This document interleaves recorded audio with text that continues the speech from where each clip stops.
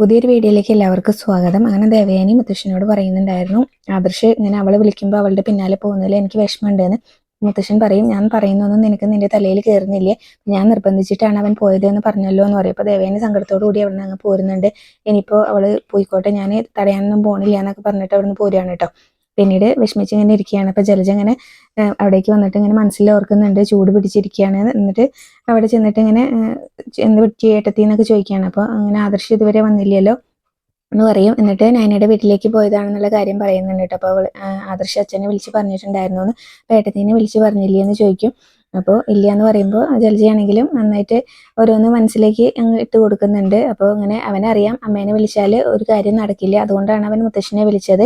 അവൻ്റെ ഭാര്യേനെ ഒരു നിമിഷം പോലും ഇങ്ങനെ കാണാതിരിക്കാൻ പറ്റില്ല, നമ്മളെ കണ്ടില്ലെങ്കിലും അവന് കുഴപ്പമൊന്നുമില്ല.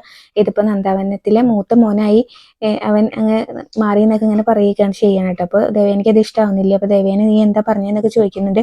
എന്നോട് ദേഷ്യപ്പെട്ടിട്ട് കാര്യമില്ല, ഇപ്പം അങ്ങനെയല്ലേ കാര്യങ്ങളുടെ പോക്ക് എന്ന് പറയുകയാണ്. എന്നിട്ട് ഇവിടെ ഒരുത്തിയുണ്ട്, അവളുടെ ചേച്ചി, അവളെ ഇവിടുന്ന് ഉന്തി തള്ളി അങ്ങോട്ട് വിട്ടാലും അവൾ ഇവിടുന്ന് പോവില്ല. പക്ഷേ ഏട്ടത്തിൻ്റെ മരുമകളുടെ കാര്യം അങ്ങനെയല്ല, അവൾക്ക് അവളുടെ വീട് ആണ് വലിയ കാര്യം. അങ്ങനെ അതുപോലെ തന്നെ അവളുടെ അച്ഛനും അമ്മയൊക്കെ തന്നെയാണ്. ഇനിയിപ്പോൾ ആദർശിനെയും കൂടെ അങ്ങോട്ട് ആക്കിയിട്ടുണ്ടെങ്കിൽ എല്ലാം ആയല്ലോ എന്നുള്ളതിൽ ഇങ്ങനെ സംസാരിക്കുകയാണ്. അപ്പോൾ ദേവേനയാണെങ്കിലും അതൊക്കെ ഓർത്ത് ഭയങ്കര സങ്കടത്തിൽ നിൽക്കുകയും ചെയ്യുന്നുണ്ട്.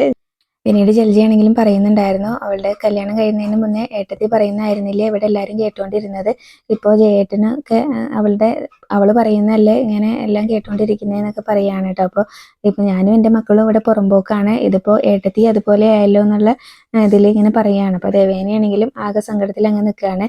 ജലജ അതൊക്കെ പറഞ്ഞിട്ട് അവിടെ നിന്ന് അങ്ങ് പോവും. അവിടുന്ന് നേരെ ജലജ അബിയുടെ അടുത്തേക്കാണ് വരുന്നത്. അപ്പോൾ ആദർശ് ഇങ്ങനെ നൈനിയുടെ വീട്ടിലാണെന്നുള്ളൊരു കാര്യമൊക്കെ പറയുകയും ചെയ്യുന്നുണ്ടായിരുന്നു. അപ്പോൾ എന്തായാലും ഗാലറിയിൽ എന്തെങ്കിലും പ്രശ്നം നടന്നിട്ടുണ്ടെങ്കിൽ അവരുടെ വീടിൻ്റെ അടുത്ത് തന്നെയാണല്ലോ, അധികം ദൂരമൊന്നുമില്ല. അപ്പോൾ അവൻ അവിടെ ഉണ്ട്. അപ്പോൾ അവിടേക്ക് എത്തിയിട്ടുണ്ടെങ്കിൽ അവന് എന്തെങ്കിലും പറ്റിയിട്ടുണ്ടെങ്കിൽ പോലീസ് കേസാവും, പിന്നെ നമുക്ക് രണ്ടുപേർക്കും നമുക്കാർക്കും പിന്നെ ഈ വീട്ടിൽ ജീവിക്കാൻ പറ്റില്ല എന്ന് പറയുകയാണ്. അതുകൊണ്ട് സൂക്ഷിച്ച് കാര്യങ്ങൾ ചെയ്യാനായിട്ട് പറയുകയാണ് കേട്ടോ.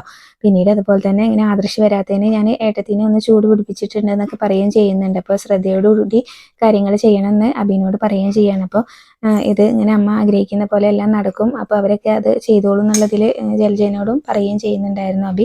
അപ്പോൾ എന്ത് വന്നാലും ഇങ്ങനെ ഇന്നത്തോടു കൂടിയല്ലേ ഉള്ളൂ അവരുടെ സന്തോഷം. അപ്പോൾ നാളെ അമ്പലത്തിൽ എന്തൊക്കെ വലിയ പരിപാടികൾ നടക്കുകയാണ്. അപ്പോൾ പ്രതിമ കിട്ടിയിട്ടില്ലെങ്കിൽ അവിടെ വലിയൊരു പ്രശ്നം തന്നെ ഉണ്ടാവും. അപ്പോൾ അതോടുകൂടി ഇങ്ങനെ അവരുടെ സന്തോഷം കിട്ടിപ്പോയിക്കോളും എന്നുള്ളതിലും ജലജയും ഭയങ്കര സന്തോഷത്തിലാണ്. അബി അതുപോലെ തന്നെയാണ്. അതിനുശേഷം ആദർശ് അവിടെ ഉള്ളതുകൊണ്ട് പിന്നെ അങ്ങനെ പ്രതിമ കൊടുക്കാൻ പറ്റിയിട്ടില്ലെങ്കിലും കോമ്പൻസേഷൻ കൊടുത്തോളൂ എന്ന് പറയുമ്പോൾ അങ്ങനെ കൊടുക്കണം, അങ്ങനെ കൊടുത്താലല്ലേ അതും ചോദ്യം ചെയ്യാൻ പറ്റുള്ളൂ. അപ്പോൾ ഈ വീടിനല്ലേ നഷ്ടം ഉണ്ടാവാൻ പോകുന്നത്, അപ്പോൾ അതിൻ്റെ പേരിലും ചോദ്യം ചെയ്യാലോ, എന്നിട്ട് അവിടെ നനഞ്ഞ കോഴിനെ പോലെ ഇവിടെ നിൽക്കണം എന്നുള്ള അതിലൊക്കെ ജലജ അങ്ങ് ഭയങ്കര സന്തോഷത്തിലൊക്കെ പറഞ്ഞിട്ട് അവിടെ നിന്ന് പോകുന്നുണ്ട്. പിന്നീട് ഇങ്ങനെ ഗോവിന്ദനാണെങ്കിലും അതിൻ്റെ ഇങ്ങനെ അവസാനത്തെ മിനുക്കുപണി തന്നെയാണ്. അപ്പോൾ ഗുണ്ടകളത് നോക്കിയിട്ട് ഇങ്ങനെ പറയുകയും ചെയ്യുന്നുണ്ടായിരുന്നു, ഇയാൾക്ക് ഉറക്കമില്ല തോന്നുന്നുണ്ട്. പിന്നീട് അബി അവരെ വിളിക്കുന്നുണ്ട് കേട്ടോ. അബി വിളിച്ചിട്ട് കാര്യം പറയുന്നുണ്ട്. അപ്പം എൻ്റെ ഏട്ടൻ എന്ന് പറയുന്നവൻ വീട്ടിലുണ്ട്, അപ്പോൾ അവിടെ എന്തെങ്കിലും പ്രശ്നം നടന്നാൽ ഏട്ടൻ അങ്ങോട്ട് വരും, അപ്പോൾ അതുണ്ടാവാതിരിക്കണം. അതുപോലെ തന്നെ എൻ്റെ ഏട്ടന് 4-5 പേരെ ഒറ്റയ്ക്ക് കിട്ടിയാലും നല്ല തല്ലി ഒതുക്കാനുള്ള ഇതൊക്കെ ഉണ്ട് എന്നൊക്കെ പറയുകയൊക്കെ ചെയ്യുന്നുണ്ടായിരുന്നു. അപ്പോൾ അവരോടും സൂക്ഷിച്ച് കാര്യങ്ങൾ ചെയ്യണം എന്നൊക്കെ പറയുകയും ചെയ്യുന്നുണ്ട്. അപ്പോൾ അവരാണെങ്കിലും അബിനോട് പറയുകയും ചെയ്യുന്നുണ്ടായിരുന്നു കേട്ടോ. അപ്പോൾ ഇത് എന്തായാലും ഞങ്ങൾ സൂക്ഷിച്ച് ചെയ്തോളാം എന്നുള്ള ഇതിലൊക്കെ പറയുന്നുണ്ട്. അപ്പോൾ ഇങ്ങനെ പിന്നീട് അവർ ഗോവിന്ദനും ഉറങ്ങിയിട്ടില്ല എന്നുള്ളൊരു കാര്യമൊക്കെ ചെയ്യുന്നുണ്ടായിരുന്നു കേട്ടോ. എന്തായാലും അയാൾ ഉറങ്ങുന്നവരെ കാത്തിരുന്നേ പറ്റുള്ളൂ എന്നൊക്കെ പറഞ്ഞിട്ട് പിന്നീട് ഇങ്ങനെ കോള് കട്ട് ചെയ്യുകയാണ് ചെയ്യുന്നത്. അതിനുശേഷം നയന വർക്ക് ചെയ്തുകൊണ്ടിരിക്കുക തന്നെയാണ്. അപ്പോൾ ആദർശ് അവിടെ ഇരുന്ന് ഉറങ്ങിയിട്ടുണ്ടാവും. അപ്പോൾ കനകയാണെങ്കിലും അങ്ങോട്ട് വരുന്നുണ്ട്. അപ്പോൾ ആദർശ് ഇരുന്ന് ഉറങ്ങുന്നത് കാണുമ്പോൾ ഇങ്ങനെ വിളിക്കുന്നുണ്ട്. അപ്പോൾ വിളിക്കുന്ന സമയത്ത് ആദർശ് പെട്ടെന്ന് അങ്ങ് എണീക്കുന്നുണ്ട് കേട്ടോ. അപ്പോൾ മോൻ അകത്ത് പോയി കിടക്കുന്നൊക്കെ പറയുമ്പോൾ അതൊന്നും വേണ്ട എന്നൊക്കെ പറയുകയാണ്. അപ്പോൾ മോനിങ്ങനെ ഉറക്കം ഒഴിച്ചിരിക്കേണ്ടല്ലോ എന്നുള്ളതിൽ പറയുമ്പോൾ അമ്മ പോയി കിടന്നോ, എനിക്കതൊന്നും കുഴപ്പമില്ല എന്നൊക്കെ പറയുകയൊക്കെ ചെയ്യുന്നുണ്ടായിരുന്നു. അപ്പോൾ നൈനയും പറയുന്നുണ്ട്, ഞാനും ആദർശേട്ടനോട് കുറേ സമയമായിട്ട് പറയുന്നു, ആദർശേട്ടൻ കേൾക്കുന്നില്ല എന്നുള്ളതിൽ. അപ്പോൾ ഞാൻ കാപ്പി ഇട്ട് തരട്ടെ എന്നൊക്കെ ചോദിക്കുമ്പോൾ അതൊന്നും വേണ്ടാന്ന് പറയും. അപ്പോൾ ആദർശേട്ടൻ അങ്ങനെയൊക്കെ പറയും, എനിക്ക് വേണം കാപ്പി എന്ന് പറഞ്ഞിട്ട് അമ്മ പോയി കാപ്പി ഇട്ടോട്ട് പോകാന്നൊക്കെ പറയുന്നുണ്ട്. പിന്നീട് കനകയാണെങ്കിലും പറയുന്നുണ്ട്, വിവാഹം കഴിഞ്ഞിട്ടും മോളെ ഇവിടെ ഇട്ടിങ്ങനെ ബുദ്ധിമുട്ടിപ്പിക്കുന്നതിൽ ഞങ്ങൾക്കും വിഷമമുണ്ടെന്ന്. അപ്പോൾ ആദർശ് പറയും അതൊന്നും സാരമില്ലാന്ന്, എന്നാലും ഇങ്ങനെ മുത്തശ്ശനോടും എന്നോടൊക്കെ അനുവാദം ചോദിച്ചിട്ട് തന്നെയാണ് നൈന ഇങ്ങോട്ട് വന്നിട്ടുള്ളതെന്ന് പറയുമ്പോൾ മോൻ്റെ അമ്മയ്ക്ക് അതൊന്നും ഇഷ്ടാവില്ലല്ലോ എന്ന് പറയും. അമ്മയുടെ കാര്യം നോക്കണ്ട എന്നുള്ളതിൽ അങ്ങനെ പറയുകയും ചെയ്യണം. അപ്പോൾ കനക കാപ്പി ഇട്ടുകൊണ്ട് വരാമെന്ന് പറഞ്ഞിട്ട് അവിടെ നിന്ന് പോകും. പിന്നീട് ആദർശ് നൈനയോട് പറയുന്നുണ്ടായിരുന്നു, നീ നല്ലൊരു കലാകാരിയാണ്, പക്ഷേ ബാക്കിയുള്ളവർക്കൊന്നും നിന്റെ അത്ര ഇതൊന്നും കിട്ടിയിട്ടില്ലല്ലോ എന്ന് പറയുമ്പോൾ നന്ദുവിന് കുറച്ചൊക്കെ അറിയാം, പക്ഷേ നിന്റെ ചേച്ചിക്കാണ് ഒന്നും അറിയാത്തതെന്ന് പറയും. അപ്പോൾ പിന്നീട് നയന പറയുന്നുണ്ടായിരുന്നു, അച്ഛൻ ഓരോന്ന് ചെയ്യുമ്പോഴും ഞാൻ അതൊക്കെ നോക്കിയാണ് പഠിച്ചത്, ചേച്ചി അതിലൊന്നും ശ്രദ്ധിക്കില്ലായിരുന്നു എന്ന് പറയുമ്പോൾ ആദർശ് ഇങ്ങനെ പറയുന്നുണ്ടായിരുന്നു, അവളുടെ സൗന്ദര്യത്തിൽ നല്ല ശ്രദ്ധിക്കുമായിരുന്നല്ലോ എന്ന് പറയും. അപ്പം മിസ് വേൾഡ് ആണെന്നാണ് പുള്ളിയുടെ വിചാരം എന്നുള്ളതിൽ നയനയും പറയാണ് കേട്ടോ. അപ്പോൾ അവൾക്കൊരു കുട്ടി ജനിക്കാൻ പോവുകയാണ്, പക്ഷേ ഇപ്പോഴും അതിനുള്ളൊരു പക്വതയൊന്നുമില്ല, കുറച്ചുകൂടി പക്വത കാണിക്കാൻ വേണ്ടി പറയണം എന്നൊക്കെ പറയുമ്പോൾ പിന്നീട് ഇങ്ങനെ ആദർശിനോട് നയന പറയുന്നുണ്ടായിരുന്നു, മുത്തശ്ശിയും നമ്മളോട് കാര്യം പറഞ്ഞിട്ടുണ്ടല്ലോ, അവർക്ക് നമ്മുടെ ഒരു കുഞ്ഞിനെ താലോലിക്കാൻ ആഗ്രഹമുണ്ട് എന്നൊക്കെ, അപ്പോൾ അതൊക്കെ നോക്കാന്നൊക്കെ. അപ്പോൾ ആദർശൊന്നും മിണ്ടില്ല. അപ്പോൾ എന്താ അത് പറഞ്ഞപ്പോൾ എന്താ മിണ്ടാത്തെന്ന് ചോദിക്കുമ്പോൾ നമുക്ക് നോക്കാന്നൊക്കെ പറഞ്ഞിട്ട് ആദർശ് അവിടെ നിന്ന് എണീറ്റ് പോകും. പിന്നീട് നന്ദു ആണെങ്കിലും വിഷമിച്ചിരിക്കുന്ന സമയത്ത് കനക വന്നിട്ട് ഇങ്ങനെ ചോദിക്കുന്നുണ്ട് കേട്ടോ, ഓരോ കാര്യങ്ങൾ നിന്റെ മനസ്സിൽ എന്താന്നൊക്കെ ചോദിക്കുന്നുണ്ട്. എൻ്റെ മനസ്സിലൊന്നുമില്ല, എൻ്റെ മൂഡ് ശരിയല്ല, അതുകൊണ്ടാണെന്നൊക്കെ പറയും. അപ്പോൾ കനകയാണെങ്കിലും ഓരോന്ന് കുത്തി കുത്തി ചോദിക്കുകയൊക്കെ ചെയ്യുന്നുണ്ടായിരുന്നു. അപ്പോൾ ഇങ്ങനെ അനിയാണ് മനസ്സിൽ എന്നുള്ളൊരു കാര്യമൊക്കെ ഇങ്ങനെ കനക മനസ്സിൽ വെച്ചുകൊണ്ടാണ് കേട്ടോ പറയുന്നത്. എന്നിട്ട് അതിൻ്റെ പേരിൽ ചെറിയൊരു വഴക്ക് രണ്ടുപേരും തമ്മിൽ ഉണ്ടാവുന്നുണ്ട്. അപ്പോൾ കനകയാണെങ്കിലും പിന്നീട് അവിടെ നിന്ന് എണീറ്റ് പോവാണ്. അതിനുശേഷം നന്ദുവിനെ അനി വിളിക്കുന്നുണ്ട്. അപ്പോൾ അനിയുടെ കോള് എടുക്കാതെ കട്ട് ചെയ്യാണ് ചെയ്യുന്നത്. അപ്പോൾ എനിക്കാണെങ്കിലും ആകെ വിഷമാവുന്നുണ്ട്. അപ്പോൾ ഞാനാണ് അവളെ ചീറ്റ് ചെയ്തത്, ഞാൻ അവളോട് ആദ്യം കാണാമെന്ന് ഞാൻ അവളോടാണ് പറഞ്ഞത്, പക്ഷേ അതിൻ്റെ ഇടയ്ക്കാണ് മറ്റൊരുത്തി പ്രപ്പോസലുമായിട്ട് വന്നതെന്നൊക്കെ പറഞ്ഞിട്ട് എന്താ ചെയ്യാന്നുള്ളതിലിങ്ങനെ അനിയും ഭയങ്കര സങ്കടത്തിൽ നിൽക്കുകയാണ്. പിന്നീട് ഗോവിന്ദൻ്റെ കൂടെ ഉണ്ടായിരുന്ന സഹായി ഉറങ്ങിയിട്ടുണ്ടാവും. അപ്പോൾ ഗോവിന്ദനാണെങ്കിലും എല്ലാ വർക്കും കഴിഞ്ഞിട്ട് ഇങ്ങനെ ഒരു തലേണയൊക്കെ എടുത്തിട്ട് പുറത്തേക്ക് ഇറങ്ങുകയാണ്. അപ്പോഴേക്കും ഗുണ്ടകൾ അവിടെ നിന്ന് പെട്ടെന്ന് മാറുന്നുണ്ട് കേട്ടോ. പിന്നീട് ഗോവിന്ദൻ അവിടെ തന്നെ കിടക്കുകയാണ്. അപ്പോൾ ഗുണ്ടകൾ നോക്കിയിട്ട് പറയുന്നുണ്ട്, ഇയാൾ പോകുന്നു തോന്നുന്നില്ല.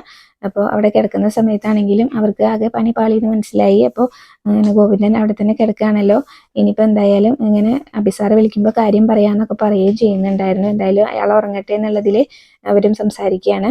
പിന്നീട് നോക്കുമ്പോഴും നന്ദു ഉറങ്ങിയിട്ടൊന്നും ഉണ്ടാവില്ല. അപ്പോൾ ഒന്നുകിൽ നീ കിടന്നുറങ്ങണം എന്നൊക്കെ ഇങ്ങനെ നന്ദുവിനോട് പറയുകയും ചെയ്യാണ് കേട്ടോ. അപ്പോൾ ഞാൻ ഉറങ്ങിയിരുന്നു, ഇപ്പോൾ എണീറ്റല്ലോ എന്ന് പറയുമ്പോൾ കള്ളം പറയുന്നോടി എന്നൊക്കെ പറഞ്ഞിട്ട് ഇങ്ങനെ രണ്ടുപേര് വീണ്ടും അതിനെ കുറിച്ച് തന്നെയാണ് സംസാരിക്കുന്നത്. നീ ഇപ്പം ഇങ്ങനെ എന്തൊക്കെയോ കാട് കയറി ചിന്തിക്കുന്നുണ്ട്, അപ്പോൾ നിന്റെ മനസ്സിൽ എന്താണെന്നൊക്കെ എനിക്ക് നന്നായിട്ട് അറിയാം.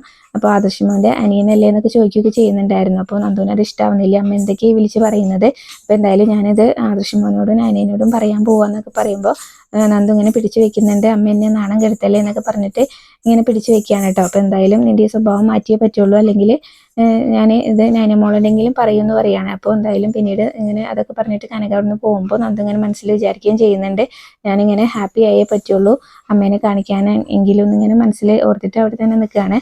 പിന്നീട് ഗോവിന്ദൻ ഉറങ്ങുന്നതാണ് കാണിക്കുന്നത്. അപ്പോൾ ഗുണ്ടകളാണെങ്കിലും അങ്ങനെ ഗോവിന്ദൻ ഉറങ്ങുന്നത് നോക്കി അവിടെ തന്നെ നിൽക്കുകയാണ്. ആ സമയത്ത് അഭി വീണ്ടും വിളിക്കുന്നുണ്ട് കേട്ടോ.